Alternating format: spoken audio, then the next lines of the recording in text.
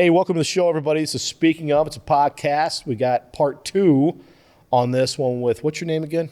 Oh, I'm Patrick Riggle. Riggle. Yes. You're related to that Rob Riggle that was on SNL? That's what we tell people. My wife at the airport, someone asked her that. She's like, oh, you mean Uncle Rob? And they did the double take. He's like, nah, I'm just kidding. We like to say that, though. He's been in a ton of movies. You guys kind of look a little like a lot of voiceover work, too. So you're a little more hirsute. Yes. You and I got kind of the Zach Galifianakis thing going on today. Yep. Well, which mine's more gray. His isn't. Neither's yours. How old are you? Thank you. What's that? How old are you? I always have to do the math. Yeah. 44. I don't even remember being 44 anymore. No. I'm 54. I feel a good 80, solidly. Yeah, it depends on the day. But yeah. Like a Monday's different than a Saturday. Yeah.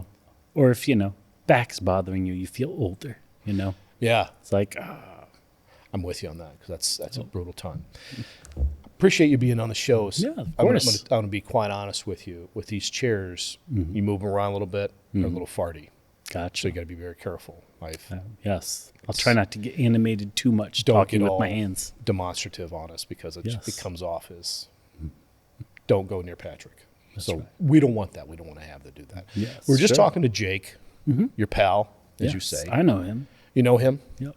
John and I have been down to your building over there, this building of mystery. That and the music and tech building, we've both been there. Yes. I think we're the only two that's been allowed. I think we have a special pass. Gotcha. There was like a blood test we had to do. Did the eye scanner let you in?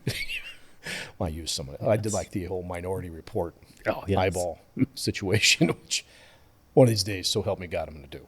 Yeah. I don't know who the poor soul is going to be that's going to be the eyeball. Look that movie up, everybody. It's a really, really good movie. Underrated by far. Maybe it's good. Equally rated. I don't know about underrated. What do you do here, my friend? So I'm an assistant professor in animation, so I get to hang out in the building you were speaking of, Roland D, a lot of the time. That's where our animation labs are, and I get to watch the awesomeness that the students make and try to help guide that along. What got you started in any of this? Animation's kind of a hard gig. You got to be talented straight up and draw all the time. What? Oh, yeah, there's a number of different stories so the short version of what got me into animation was, obviously as a kid enjoyed a lot of cartoons, but there was an animation tour in Walt Disney World where you could go through and you'd see animators actually working. Yeah. And my family would go ride rides and they'd leave me there for 2 hours because I didn't want to leave.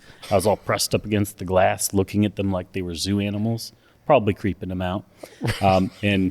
But I thought that was cool. I think that's when it clicked.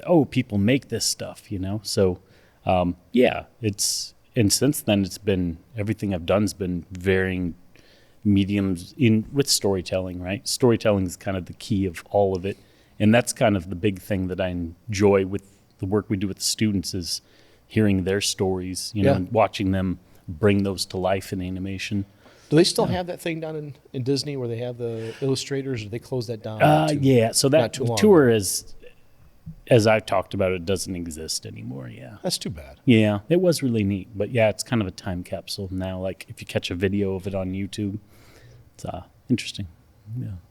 That's when you see that and you get a chance to see the true artist or whatever. Yeah. So what was your poison back then? What was the comic? If it came on TV, you're like, I got to call into work sick because this is on.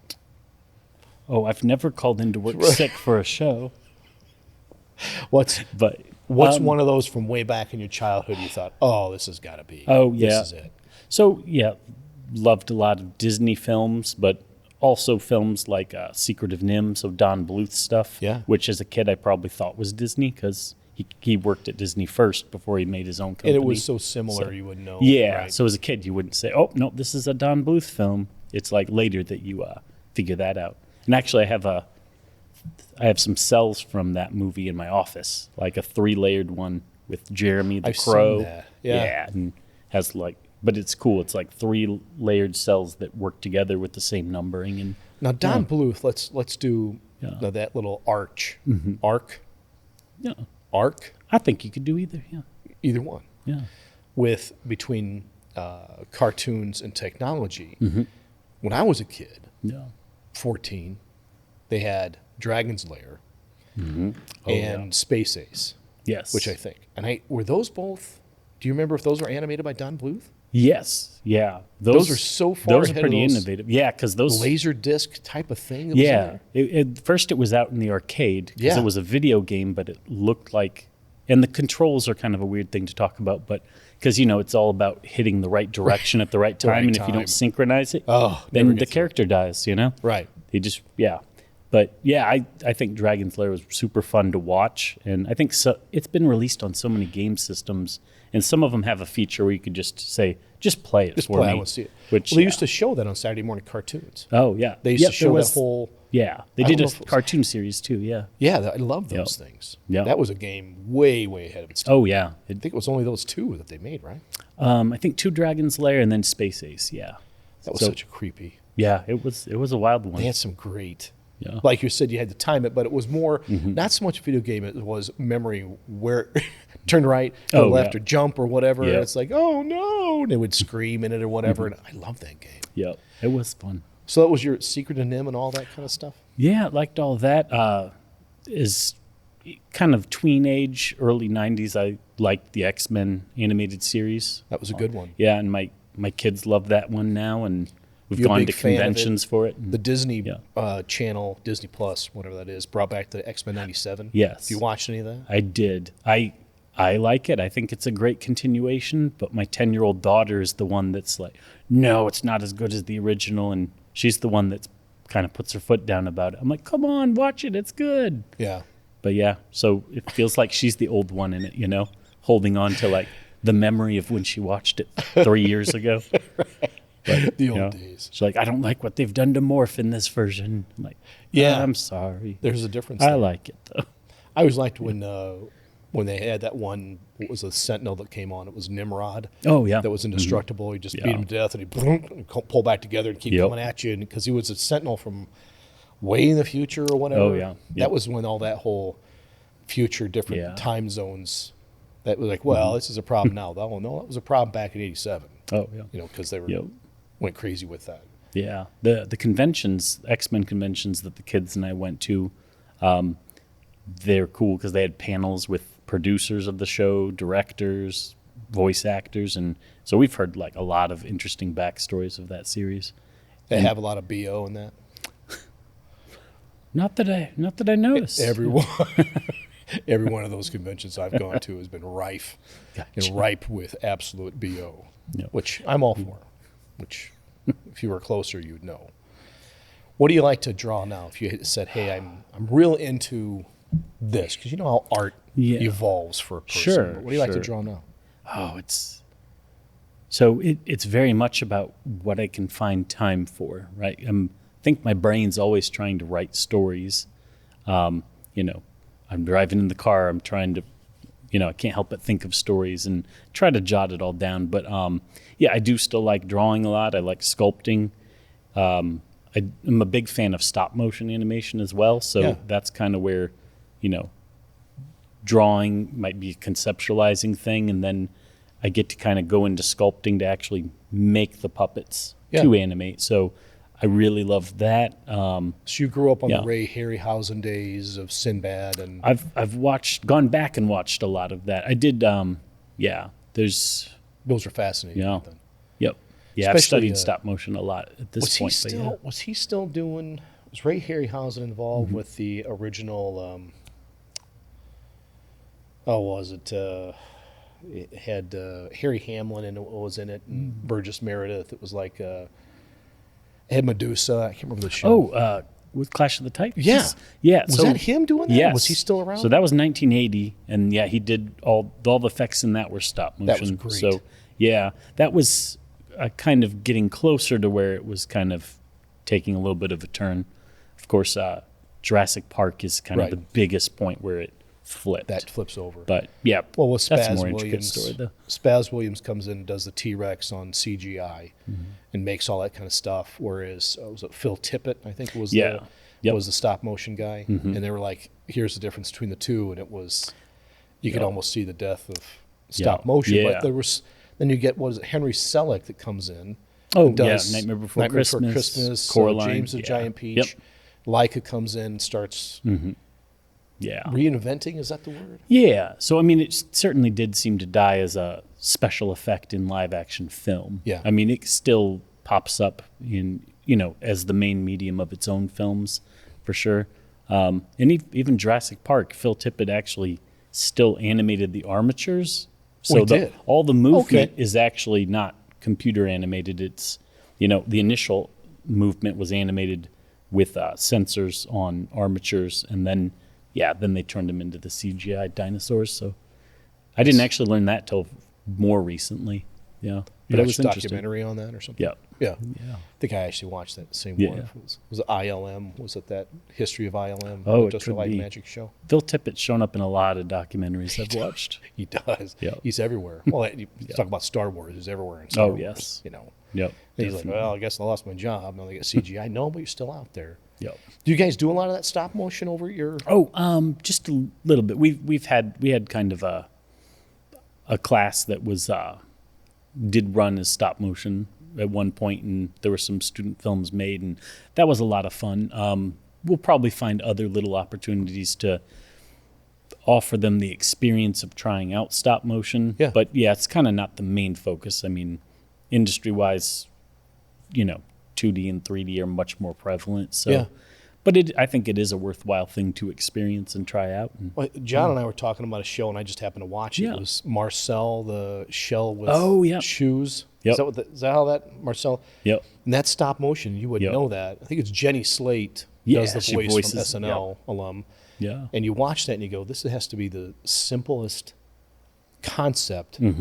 And that's something you can do Yeah. with stop motion. And you go, Yeah. what a sweet little movie. Yeah, because that Tender and one's sweet. Yeah, that one's feels very documentary style. It They're does. integrating the stop motion into live action shots. So yeah, it does really feel rather authentic. Yeah. It's a lot of fun. But What's yeah. the key to teaching your classes? And what's the key to meaning of life? teaching That's going to be my next one. Oh, yeah. Throw it all So, at you. yeah. So the key to teaching the classes, let's see. I mean, a big thing I try to do is let there be room for their creativity, right? So like the assignments and the projects we do, typically the framework isn't so harshly defined that they can't make it their own, Yeah. So I feel like the more they get to put their characters and their stories into these things, the more invested they are and the more motivated they are often. So, I mean, even in our introductory 2D class, it's where it's a bunch of exercises like walk cycles, lip sync, things like that. The first assignment of the semester is pretty much a character design where they do 2 character designs of their own, and then they keep going back to those for all the exercises. It's not, animate this generic person doing a lip sync. It's, okay, no, pick one of your characters. They're going to do the lip sync. So it then, makes it real Yeah. for them instead of just some exercise Yeah. to do. Yep. And then it's like, what does your character's voice sound like?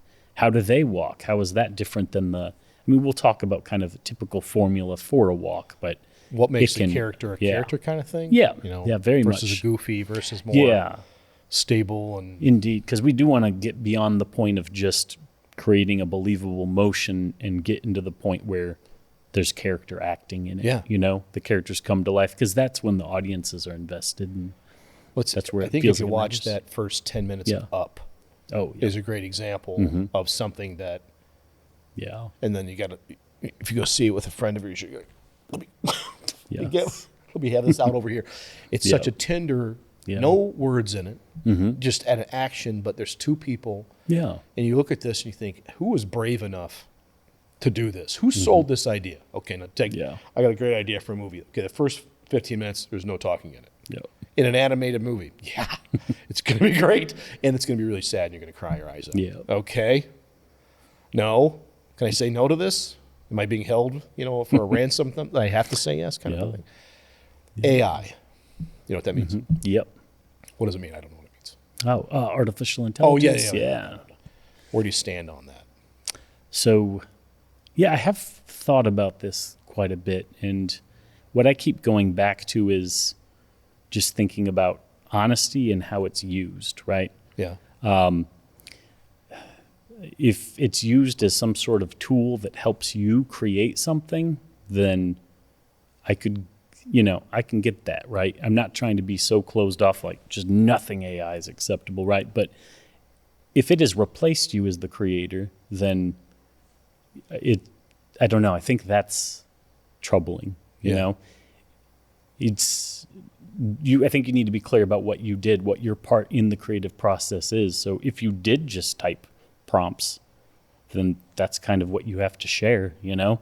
It's like, yep, I gave prompts to this. It almost feels more equivalent of like ordering a commission piece because you didn't make it. Somebody else did it for you. Yeah, you said, I want something that fits this criteria, and then something popped out and was given to you, right? So I feel like it's almost the artist and you're not. You're the person commissioning the piece, right? So there's that part of it. I mean, and some people might still think that that is really cool to enter the prompts and do that. But I mean, I think we need to be honest and clear about what the part of the human is in that process.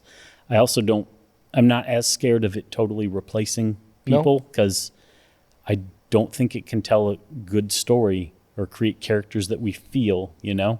I don't think it understands either. No. There's no intention there. Yeah. I mean, you give it prompts or things to work with, and it just kind of is regurgitating back to you some sort of, it's analyzed these things, and it's like, oh, do you want something like this? Or based on like, this analytics, I feel like this would be moving. Or, yeah, I think we like storytelling because it connects us to other humans. Yeah.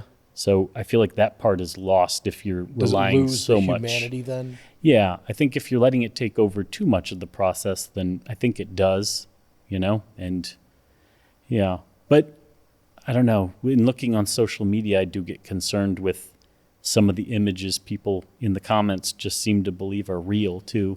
Yeah. So that troubles me. It's like some of that stuff's hard to tell. Some of them even look, I've seen some that, like a incredible number of extra fingers, and it even looks like an illustration if you look like close at all.